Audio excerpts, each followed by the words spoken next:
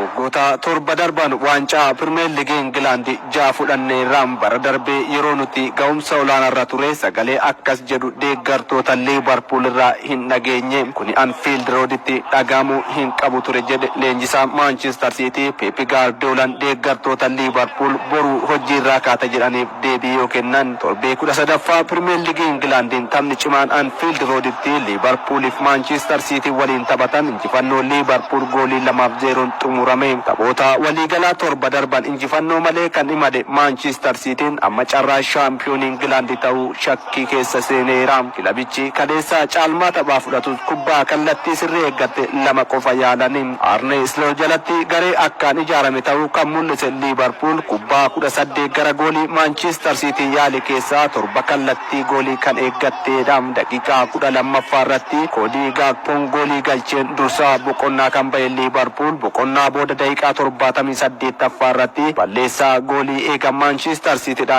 Steven Ortega Luis Diaz irratti hojjete peenaalitii Liivarpuul argate Mohamed Salah galchee goolii 2-0 ga'uudhaan garaagarummaa qabxii morkataa isaa waliin qabu gara qabxii 9tti guddiseera.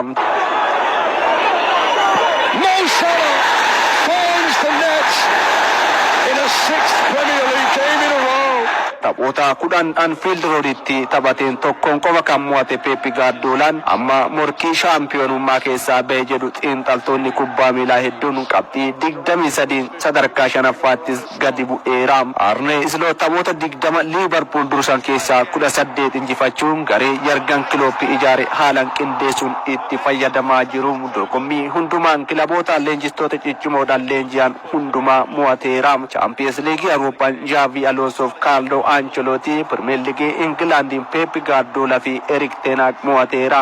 Amma Liivarpuul gaara guddaa itti hin bu'amne akka ta'e akeekeera. Xiinxalli Super Computer akka jedhutti kana booda Liivarpuul harka 85 Premier League England shaampiyoonii ta'uu danda'a jechuun raage. Manchester Cityn harka 4 qofa carraa qaba jechuun barri kun Pep Guardiolaaf taphattoota isaaf dhumateera jedha. Tapha kaleessaa kanaan goolii tokko galchee kubbaa tokko kan minjeesse Mohamed Salah Premier League Englandin goolii 7ffaa Manchester City irratti galchee waliigalaan goolii Manchester City irratti galchee 12 yoo gaatu kilaboota ciccimoo Premier League England Manchester City Tottenham Manchester United Chelsea fi Arsenal irratti waliigalaan goolii 62 keessatti hirmaachuun reekoordii olaanaa galmeessiseera. Faallaa kana baroota darban Manchester City keessatti reekoordii hedduu fooyyessaa kan ture Erling Haaland cilee bishaan bu'ee ta'eera. Kaleessa kubbaa 7 qofa hiriyoota isaaf dabarsee yeroo tokko qofa kubbaa kallattii sirrii eeggatte yaale. Taphoota Premier League England 8 darbaniinis goolii 2 qofa galchee. Pep Guardiolaan taphicha booda Liivarpuul injifachuutti baga gammaddanii ijaaramuu keessan mul'isa. Garuu Manchester Cityn kana booda ga'umsatti deebi'uuf hojii nu barbaachisa jedhan dabaluun jedhan Pep Guardiolaan sagalee deeggartoonni Liivarpuul Anfield Roaditti dhageessisan guddummaa Liivarpuul kan madaaluu miti jedhe.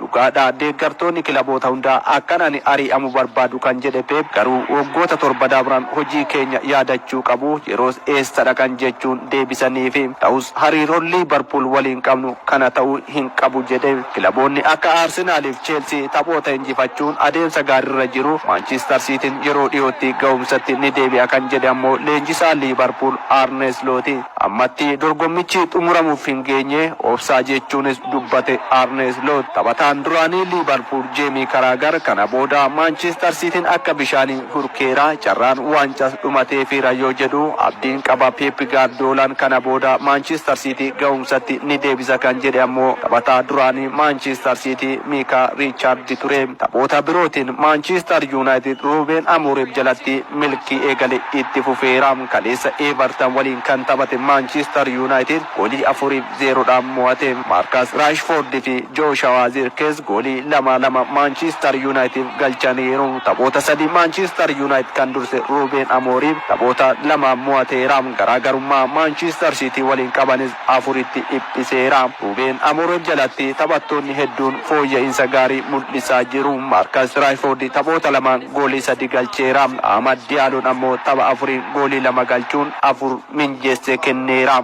Erik ten Hag jalatti leenji'aa taphoota 17 goolii 1 qofa kan galche Joshua Zirkzee ammoo taphoota 2 goolii 2 galchuun ga'umsatti deebi'e. deebi'aa jira. Chelsiin goolii 3-0dhaan Aston Villa mo'ate. Nicola Jackson, Enzo Fernandez fi Cole Palmer goolii injifannoo Chelsea galchaniiru. Chelsiin qabxii 25 sadarkaa sadaffaarra taa'eera. Darbiin London Tottenhamiif Fulham ammoo goolii tokko qixa bahan. Brennan Johnson Tottenhamiif Tim Cairney Fulhamiif goolii galchaniiru. Sanbata Arsenal goolii 5-2 West Ham, Bournemouth 4-2 Wolves, Brentford 4-1 Leicester City, Nottingham Forest 1-0dhaan Ipswich Town injifataniiru. Morkiin Crystal Palace fi Newcastle United goolii tokko qixa xumurame. Premier League England kana Liverpool qabxii 34, Arsenal fi Chelsea 25, Brighton fi Manchester City qabxii 23 qabaachuu sadarkaa arfaffaa shanaffaadha.